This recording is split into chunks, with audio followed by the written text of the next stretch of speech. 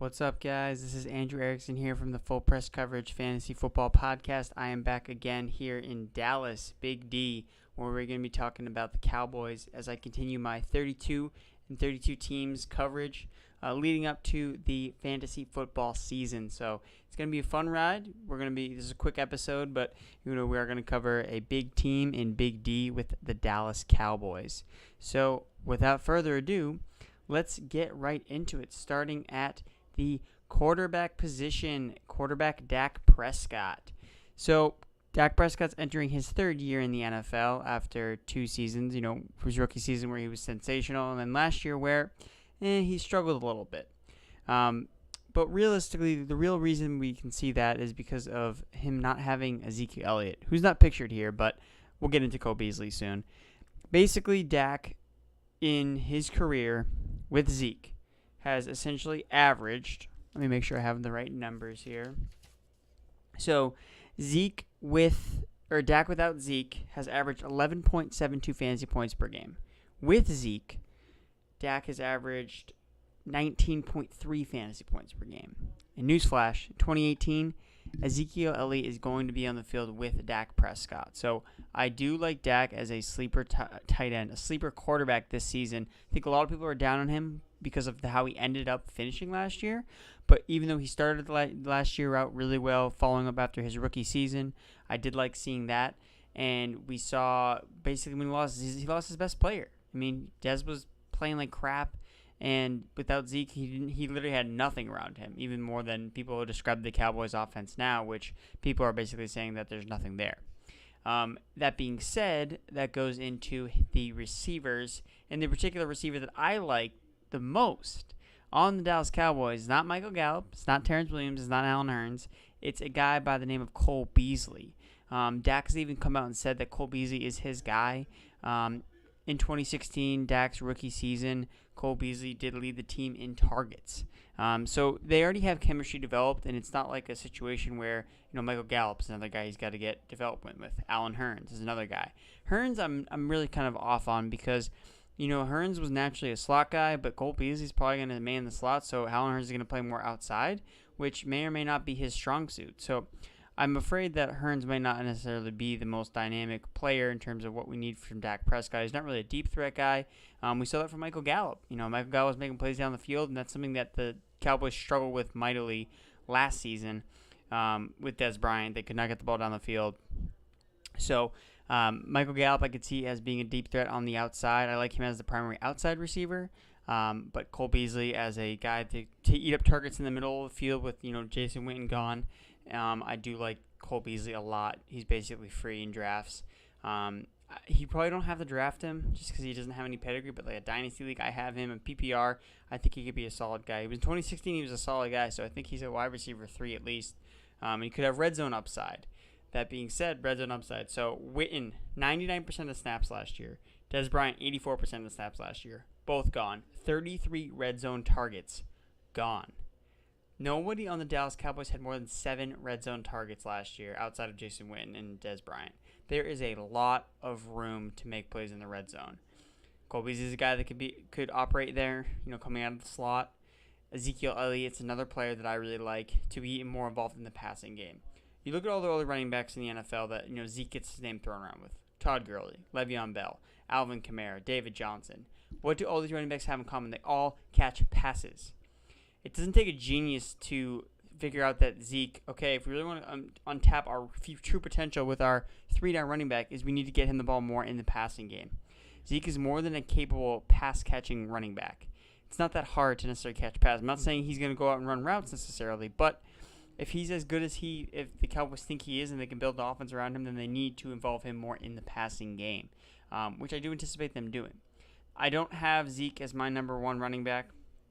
I have Zeke as my number 2 running back behind David Johnson for that reason, because David Johnson is just much better pass-catching back. But I do like the fact that the Zeke will get more involved in the passing game this season. The real thing that is also really want to point out here as well is they went out and signed Tavon Austin, and they basically said he was going to play running back position. So when a team goes and signs a wide receiver that's basically been a gadget player his whole career, and they're saying he's going to switch to running back, that tells them that they're trying to think of more creative ways. They're trying to be more creative with the offense. They're trying to think of ways to get the ball into their playmakers' hands, which, okay, Tavon Austin's, they're not going to get him 24 touches a game, hopefully. But Zeke, hopefully they're thinking, outside the box. They're thinking, okay, let's involve our running backs in the passing game. So have Tavon in the backfield with Zeke. Okay, you can't just give it away. They ran the ball most of the time on 1st and 10, and for the most part it was successful. But anytime they weren't able to gain more than 4 yards, it didn't result in a very good drive. They needed success on 1st down, which they did good most of the time by running the ball. But I think that Zeke is going to get more involved in the passing game because I think it's going to help the Cowboys be a better team in 2018. Taking away other things from the preseason game, Tavon Austin, was moving around. He was lining up outside, in the slot, in the backfield. So he's going to be a guy that's probably going to have a couple plays designated for him every game. So not a guy who can start consistency, but, a DFS play for sure. Could be Tavon Austin. Gallup, obviously, I talked about before, had that touchdown reception. So a guy on the outside, he looks like a big, strong receiver. So I do think he'll be the primary target on the outside. And then Blake Jarwin, my sleeper tight end on the Dallas Cowboys. I love Blake Jarwin. He's the tight end that I'm buying out of all the Dallas Cowboys tight ends because, the story behind Blake Jarwin and the reason why the Eagles end up taking Dallas Goedert over the Dallas Cowboys did was basically Blake Jarwin last season. The Cowboys were going to cut him and get him, but they wanted to sign him to his practice squad. But when a player gets cut, there's an opportunity they can sign with another player, so another team can sign them. So the Eagles were trying to sign Blake Jarwin, and the Cowboys knew this, so then they made sure that they kept Jarwin on their roster because they liked him and didn't want to give him up. And then vice versa, you could see the Cowboys then went up the Eagles then went up and swooped Dallas Goedert away from them. So Blake Jarwin and Dallas Goedert, 10 years from now, we're going to be looking at the two premier tight ends in the fantasy football landscape. It's totally possible, but that's what I'm kind of thinking. Blake Jarwin is a sleeper tight end for me. He's my pick on the Dallas Cowboys, and he almost had a touchdown reception in the preseason game. So I'm out on Rico Gathers. I don't think Rico Gathers is a guy he's an athletic freak. So I'm going to go NFFC. Dude is literally huge. But he doesn't have the Blake Jarwin. He's not Blake the Snake. He doesn't have that Jarwin feel to him. So I think that's going to be Blake Jarwin as that tight end to target, which is why I am putting my pencil. So, Dak, I like him as a sleeper tight end. Ezekiel Elliott is my number 2 ranked overall running back.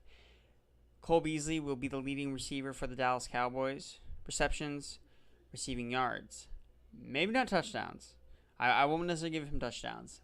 But I think at least receptions, I'm most confident in that he'll lead the team in receptions.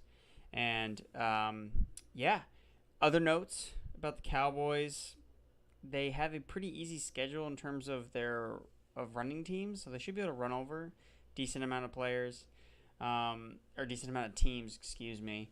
And their pass defense is not great, and their defense in overall is not that great. So Dak could find themselves in a bunch of different places. They're going to be going up against their schedule overall is pretty tough, so they're going to have to score a lot of points to keep up in games, and the really only way to do that is to get Zeke more involved in the passing game and to additionally make sure that Dak is running.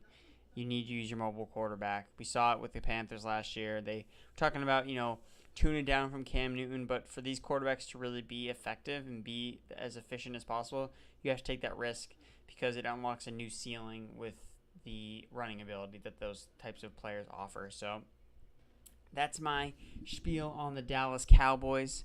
Overall, they have an easier schedule than average in terms of the running game, so I do like Zeke, but he's my number 2.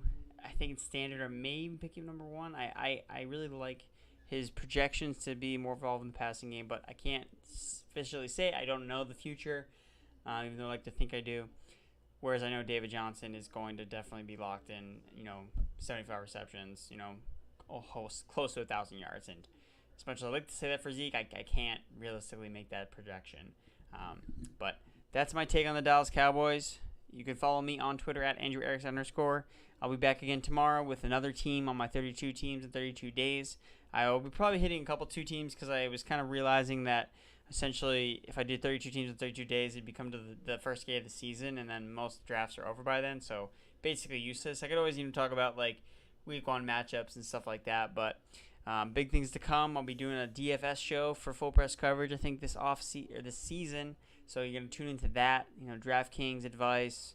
I'm a big DraftKings DFS player. I've gotten a lot better over the past couple of years playing it. So I'm going to offer my advice on to things that you guys can get better at, and so you guys can improve and win with some money. So I'm Andrew Erickson here.